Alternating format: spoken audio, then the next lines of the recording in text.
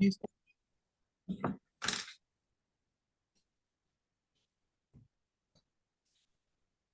कोई कंफर्म कर दो। I don't know. जी सर, हमने करके देखा। परफेक्ट। ठीक है। तो इसमें ना कुछ मेथड्स बचे थे इसके, वो देख लेते हैं। दो तीन मेथड्स मैं बोल रहा था, वो काफी इंपॉर्टेंट है, आपके हर जगह यूज होते हैं। उसमें चलते हैं। इसका जो रेफरेंस लिंक है ना, यहाँ पे आपके कंप्लीट जावास्क्रिप्ट एरे रेफरेंस दे रखा है। तो इसमें इन्होंने सारे मेथड्स यहाँ पे शो कर रखे हैं। देखो, ऐट है, कॉनकेट है। कॉनकेट हम पढ़ चुके हैं। कंस्ट्रक्टर है। कंस्ट्रक्टर भी एक मेथड होता है। बेसिक कंस्ट्रक्टर का मतलब क्या होता है कि जब हम किसी भी मेथड का या फिर किसी क्लास का जब ऑब्जेक्ट हम बनाते हैं, तो उस समय आपका ये मेथड बाय डिफॉल्ट आपका कॉल होता है, कंस्ट्रक्टर मेथड। ठीक है। तो ये आई थिंक जो प्रोग्रामिंग बैकग्राउंड्स है उनको कंस्ट्रक्टर के बारे में पता भी होगा कि हम बेसिकली कंस्ट्रक्टर का काम क्या रहता है। आपने कोई मेथड बनाया और उसका ऑब्जेक्ट क्रिएट कर दिया, और उस ऑब्जेक्ट क्रिएट करते ही आप चाहते हो कि कुछ वैल्यू इनिशियलाइज करना या फिर डिफाइन करना। सो उस केस के लिए हम कंस्ट्रक्टर मेथड का यूज कर सकते हैं। ठीक है। तो बेसिकली कंस्ट्रक्टर का काम ये होता है। Just a minute guys.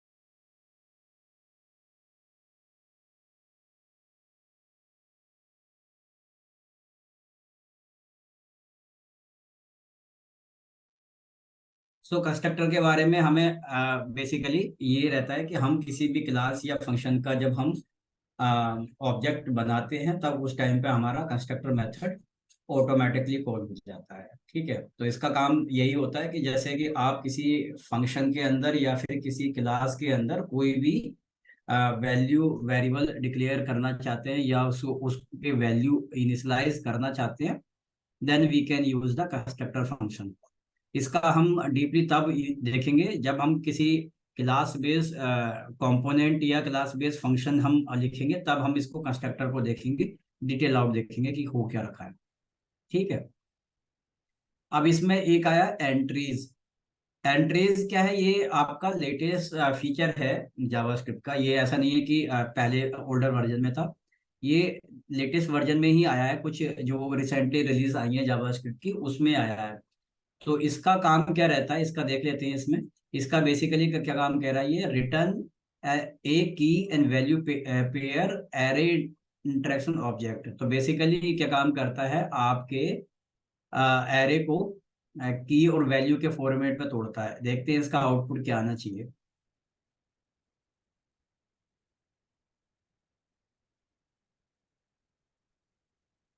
ठीक है। तो बेसिकली इसने यहाँ पे, अब मैं इसी को ही प्रिंट करवा के देख लेता हूँ। कुछ नहीं करता, मैं डायरेक्ट हटाता हूँ इसको और डायरेक्ट इसी को, ये तो इन्होंने वो निकाल रखी है। यदि मैं डायरेक्ट इसको ही प्रिंट करवाऊँ, एक काम करते हैं, इसको लिया मैंने यहाँ से और इंस्पेक्ट एलिमेंट करके चेक करते हैं इसको। ठीक है। अब यदि मैं कंसोल डॉट लॉग कराता हूँ एफ को, तो क्या आता है ये चेक कर लेते हैं। सिंटैक्स बिल्कुल सेम है जो हमारे और मेथड्स के लिए रहता है। एरे डॉट एंट्रीज, ये आपका इसका सिंटैक्स होता है। तो ये हमारा एक एरे डॉट एंट्रीज, ये एक मेथड है। ठीक है। अब हम इसको एफ को प्रिंट करवा लें यहाँ पे, तो देखते हैं क्या आता है। तो ये हमारा एक एरे आ गया। ठीक है। तो बेसिकली क्या है, एरे तो ऑलरेडी था ये। ठीक है। अब इसमें इन्हें कन्वर्ट किया की और वैल्यू के फॉर्मेट में।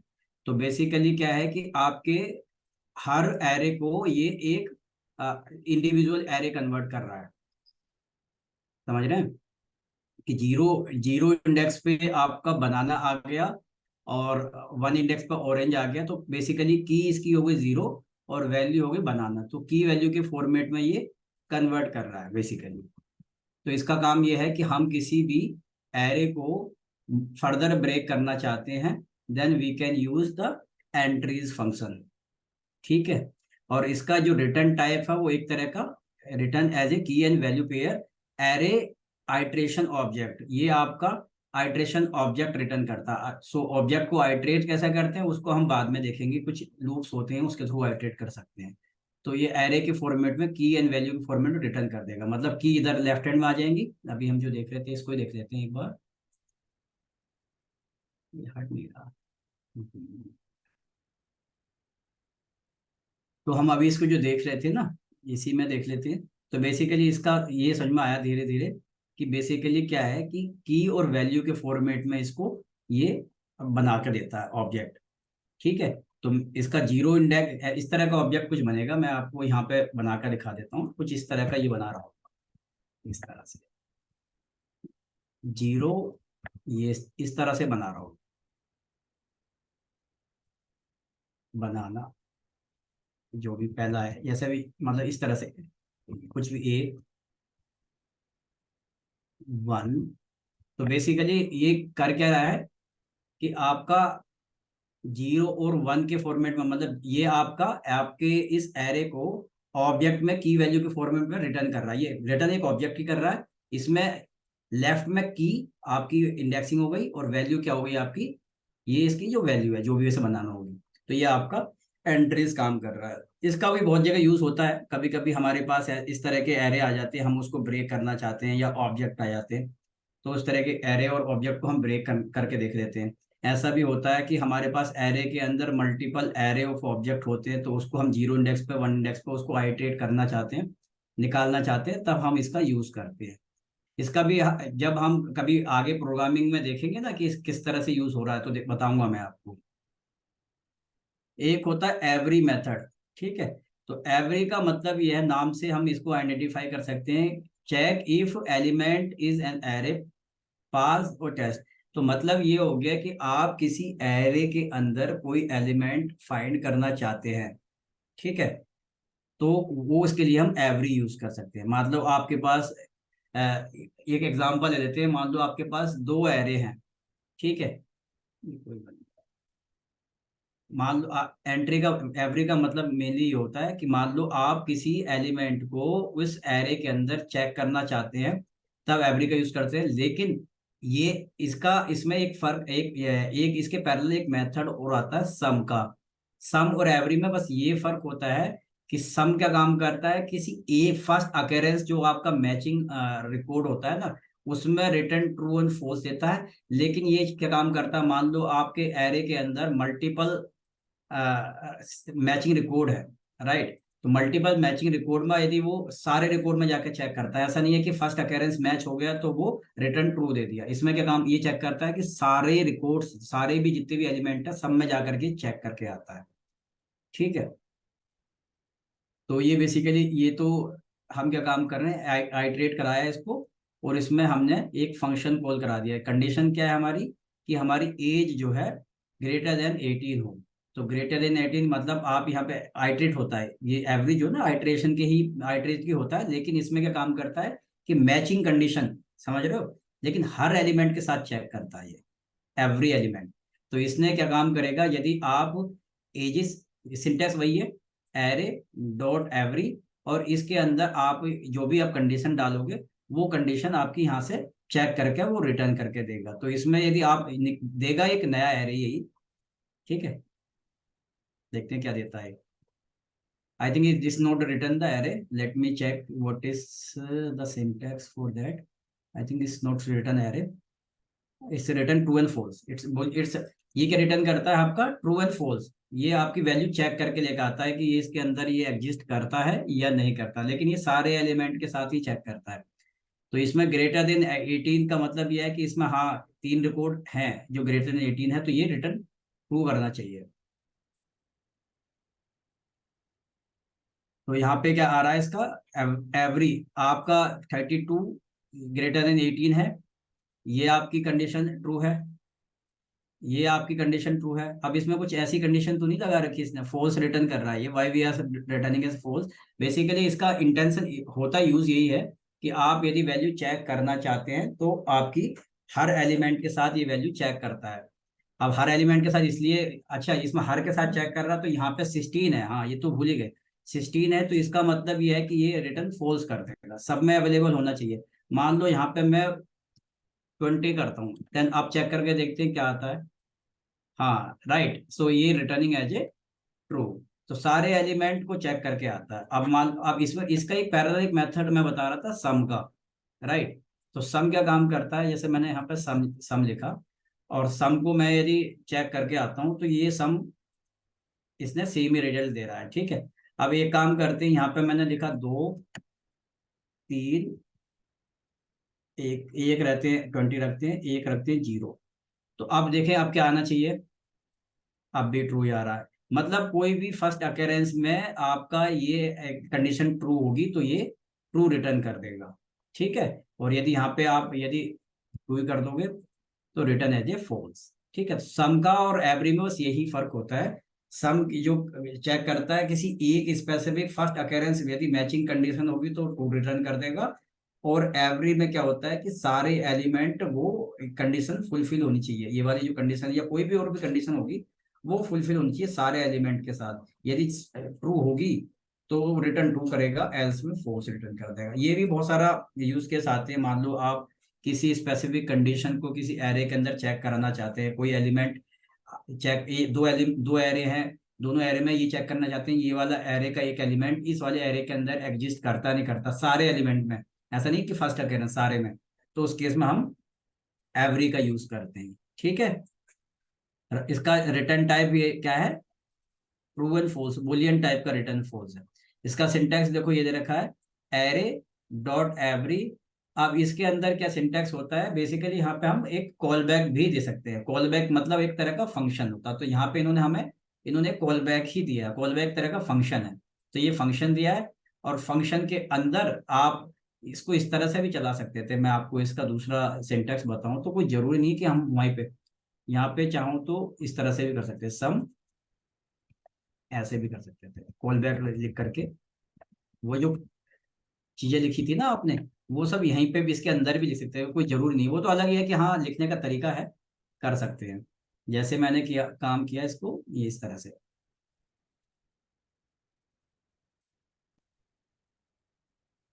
ठीक है। तो एरे डॉट सम, यहाँ पे मैंने लिखा आइटम, या फिर आइटम मतलब होता है जैसे आइट्रेट करोगे तो हर आइटम ये आइट्रेशन में आता चला जाएगा। तो आइटम इज ग्रेटर देन 18। आप चेक करके देखते हैं इसको, आप क्या आता है। ये वाला मैं हटा देता हूँ। तो मुझे लगता है ये सेम ही रिटर्न करना चाहिए, इसमें कुछ फर्क नहीं आना चाहिए, ठीक है। तो ये सेम ही रिटर्न कर रहा है।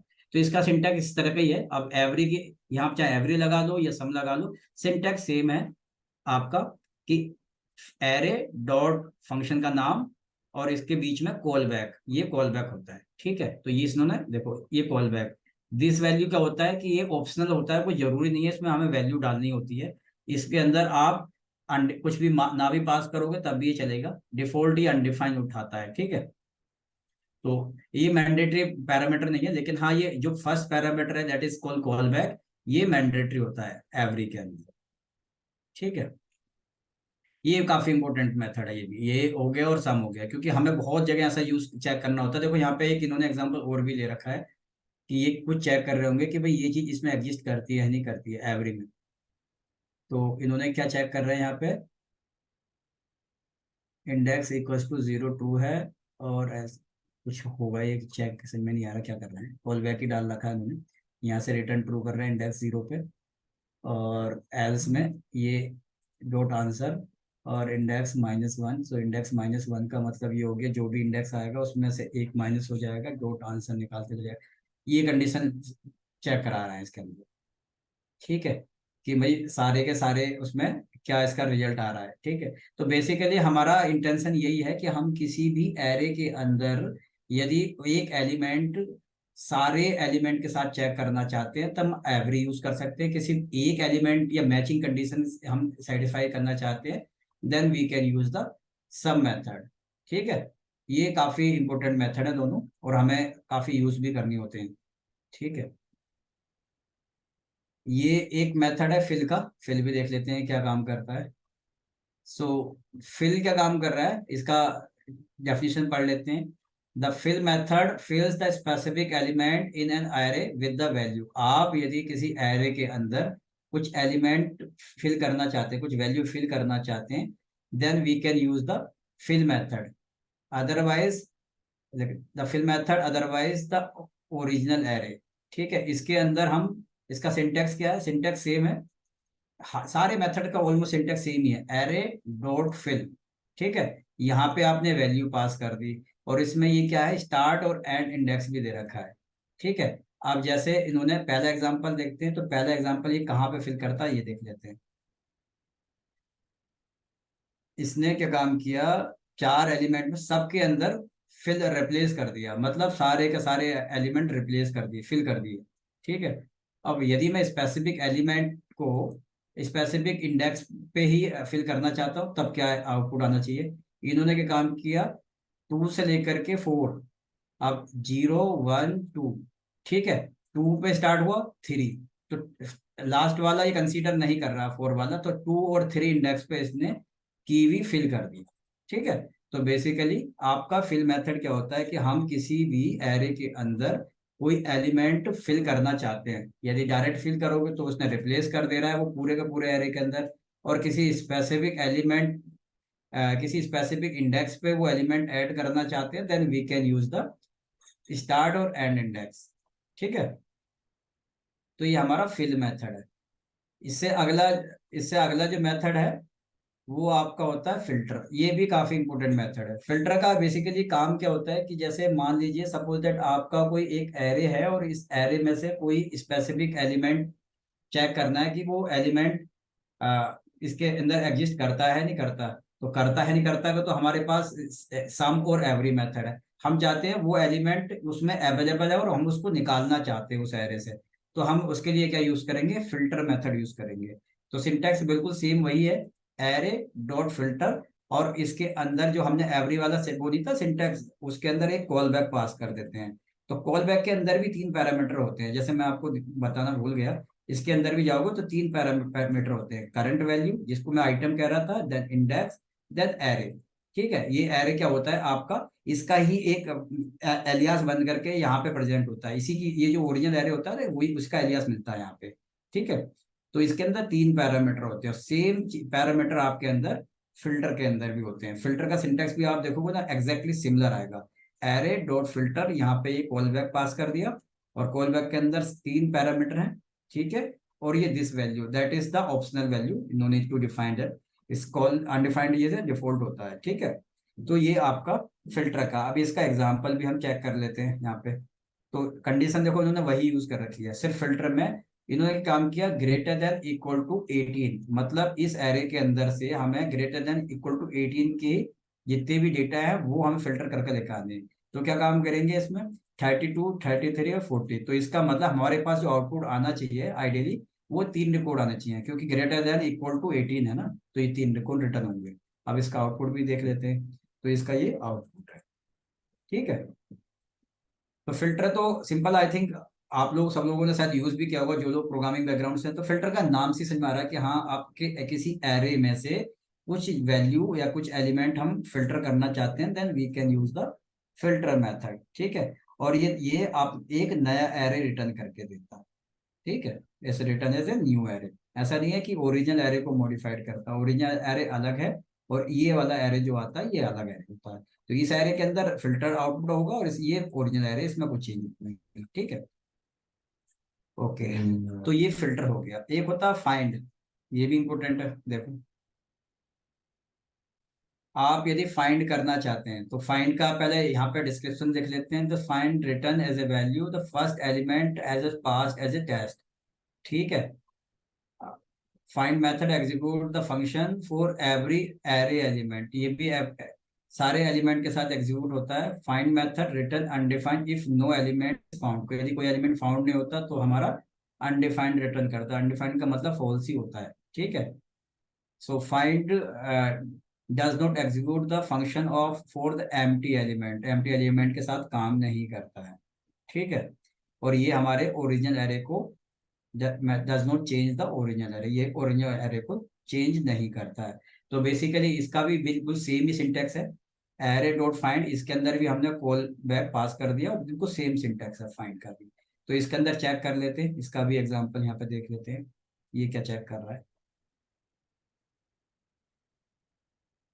तो इन्होंने तो एक प्रोग्राम बना रखा है, इस प्रोग्राम को आप लोगों को भी प्रैक्टिस करनी है, जैसे इन्होंने दे रखा है इस तरह के प्रोग्राम आपको भी प्रैक्टिस करनी है, अपना दिमाग लगाओ, इस तरह के प्रोग्राम बनाने हैं आपको। तो जैसे मान लो इस एरे के अंदर कितने एलिमेंट है, 4 एलिमेंट है, 4 12 16 और 20, ठीक है। अब इसमें कंडीशन क्या लगाई है, एक फंक्शन बना रखा है, ठीक है। इस फंक्शन के अंदर as greater than document get by element ID dot value, मतलब इस इनपुट बॉक्स, ये इनपुट बॉक्स होगा ना, ये देखो ये इनपुट बॉक्स है ना, इस इनपुट बॉक्स की वैल्यू दे रहा है, वैल्यू ग्रेटर देन इससे हो तो ट्रू रिटर्न कर देगा। तो यहाँ पे बेसिकली इसने क्या काम किया, फाइंड निकाल रहा है। अब मैंने यहाँ पे देखता हूँ इसके अंदर ये मेथड कॉल करा दिया, अब देखते हैं ग्रेटर देन ये है 18, तो इसमें क्या आउटपुट आना चाहिए 20, ठीक है।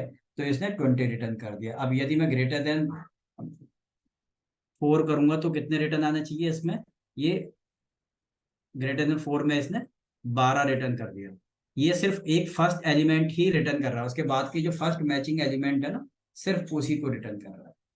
अब यहाँ पे मैं लिखूंगा ये मान लीजिए आप यहाँ पे लिखा मैंने 12, तो क्या आना चाहिए, it will be return as a 16, जो फर्स्ट मैचिंग एलिमेंट होगा वो निकाल के दे देगा, ठीक है।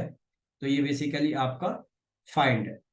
इसका काम भी ये होता है कि बस एक तरह से हमें किसी भी एलिमेंट को चेक करना है भाई ये एलिमेंट एग्जिस्ट करता है नहीं करता है, ठीक है। तो बेसिकली हम इसका यूज भी इसी पर्पज से करते हैं, फाइंड करना चाहते हैं। एक आता है फाइंड इंडेक्स, ये भी इंपॉर्टेंट है। ये ऊपर तो हम एलिमेंट फाइंड कर रहे थे, मतलब वैल्यू फाइंड कर रहे थे, यहाँ पे इंडेक्स फाइंड करना चाहते हैं। तो बस ये इसके लिए इसका काम है कि फाइंड इंडेक्स करना है, मान लो इंडेक्स फाइंड करना है तो हम यूज करेंगे फाइंड इंडेक्स। इसका भी सिंटेक्स बिल्कुल सेम ही होगा, आप पहले इसका सिंटेक्स पढ़ लेते हैं, इसके बारे में डिस्क्रिप्शन पढ़ लेते हैं। Find index execute method function for each array element, ठीक है। Method return as index position of the first element that the past for the test, तो ये कोई फर्स्ट जो आपका मैचिंग एलिमेंट का इंडेक्स होगा उसको रिटर्न कर देगा, फर्स्ट मैचिंग एलिमेंट का। और यदि नहीं मैच करता है तो इसे रिटर्न एज ए -1, ठीक है। और ये क्या कहता है, does not execute if the function is empty, मतलब आपका एरे एम्प्टी है तो ये काम नहीं करता है। तो ये तो सभी के लिए एप्लीकेबल है, जो भी एरे के मेथड हैं, उस एरे के मेथड में यदि आपके उस एरे के अंदर कोई एलिमेंट ही नहीं है तो ये मेथड एग्जीक्यूट नहीं करता है। और ये आपके नया एरे बना के देता है, ये ओरिजिनल एरे को मॉडिफाइड नहीं करता। जितने भी अभी तक हमने मेथड पढ़ते आए हैं ये सारे के सारे नए एरे क्रिएट कर रहे हैं, एक्सेप्ट आपका स्प्लाइस मेथड। ध्यान हो तो स्प्लाइस मेथड आपका ओरिजिनल एरे को मॉडिफाइड करता है, पुश और पॉप भी यही करते हैं, ठीक है। ये जितने भी मेथड है ये आपके नया एरे क्रिएट करते हैं। सिंटैक्स इसका भी सेम ही है जो हम लोगों ने पढ़ा हुआ, एरे डॉट फाइंड इंडेक्स, यहाँ पे आप कंडीशन लगाओ और चेक कर लो। अब इसमें इनका ही एग्जांपल देखते हैं, अपने एग्जांपल बाद में बनाएंगे।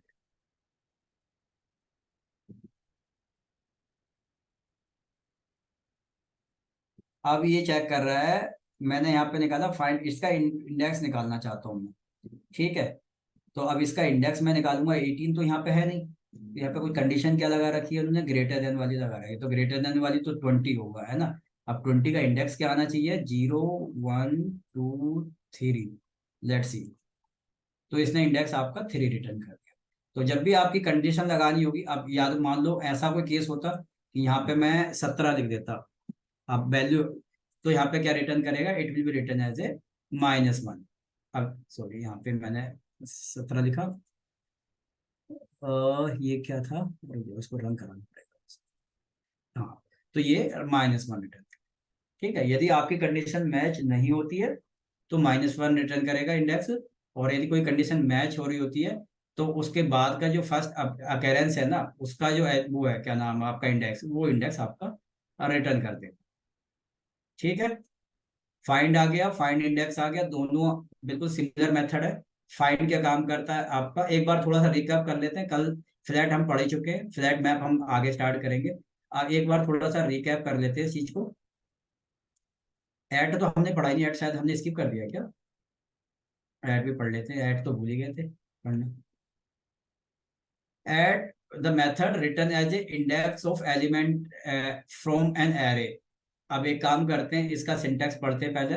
ये इसका डिस्क्रिप्शन है, एरे डॉट ऐड, और उसमें इंडेक्स पास करोगे तो आपका रिटर्न करेगा एक एरे। ठीक है, रिटर्न एज ए एक एरे रिटर्न करता है। अब इसमें इन्होंने एक सिंटैक्स भी देखो यहाँ पे क्या क्या काम किया इन्होंने, इसका एग्जांपल चेक कर लेते हैं।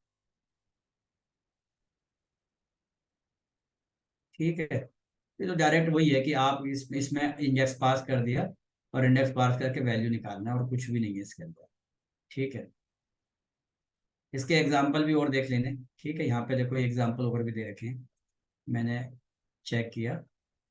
ठीक है, तो इसने आपका फर्स्ट एलिमेंट होगा ये, the first element of the fruit, ये इसने निकाल दिया। तो इसका डेफिनेशन क्या कहती है,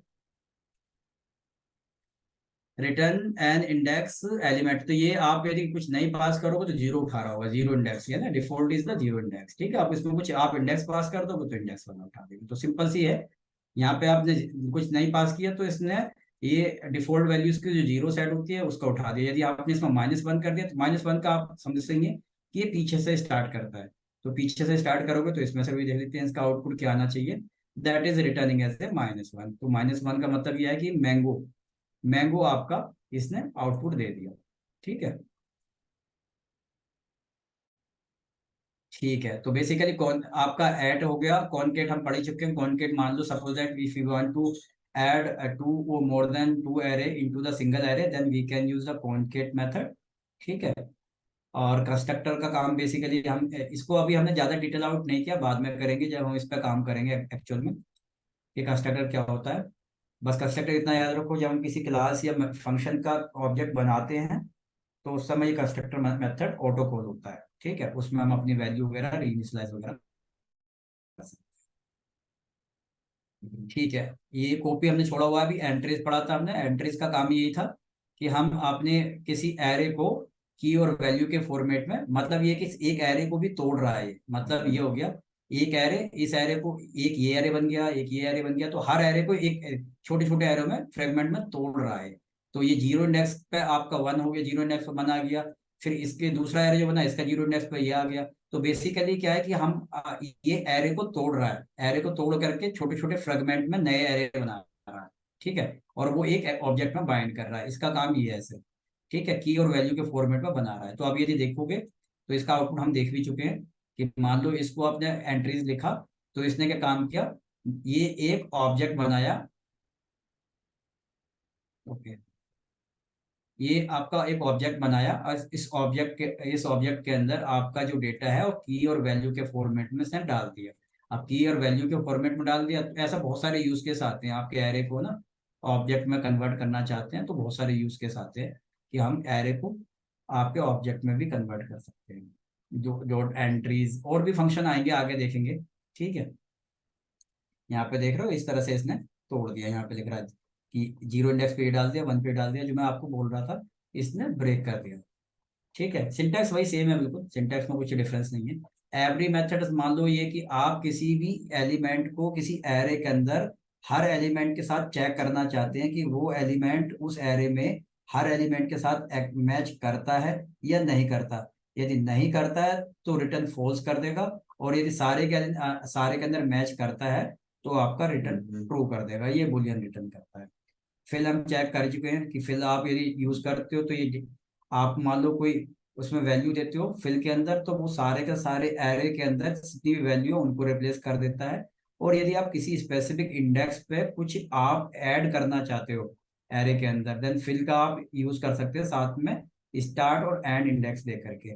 फिल्टर का हम यूज देख चुके हैं कि फिल्टर का काम, आप यदि किसी एरे में से कोई डेटा फिल्टर करना चाहते हैं then we can use the filter method. Find का काम क्या है कि हम किसी स्पेसिफिक एलिमेंट को फर्स्ट अकेरेंस, मान लो आपने एक एरे बनाया, उस एरे में से वो एक एलिमेंट आप फाइंड करना चाहते हैं, तो उस जो कंडीशन होगा उस कंडीशन के वास्ते का जो फर्स्ट एलिमेंट फर्स्ट अकेरेंस जो होगा वो रिटर्न करके देता है, उसकी वैल्यू रिटर्न करता है, ना कि इंडेक्स फाइंड में। और फाइंड इंडेक्स में आपका इंडेक्स रिटर्न करता है। ठीक है, तो ये बेसिकली हमारा ये मेथड है, काफी इंपॉर्टेंट है। एक बार घर पे जाकर के आप प्रैक्टिस करना इस चीज को, कुछ ना समझ में आए तो फिर एक बार डिस्कस कर लेंगे। ठीक है, आज यहीं छोड़ते हैं, कल फिर हम फ्लैट मैप और 4E चीज सब पढ़ लेंगे। कल हम कोशिश करेंगे कि इसमें से ज्यादातर हम पढ़ ही चुके हैं, जो जो नहीं पढ़े सिर्फ वही पढ़ेंगे, ठीक है।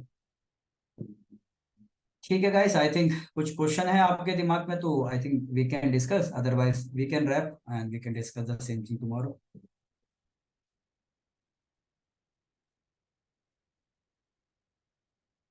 Okay guys, thank you, thanks for your time.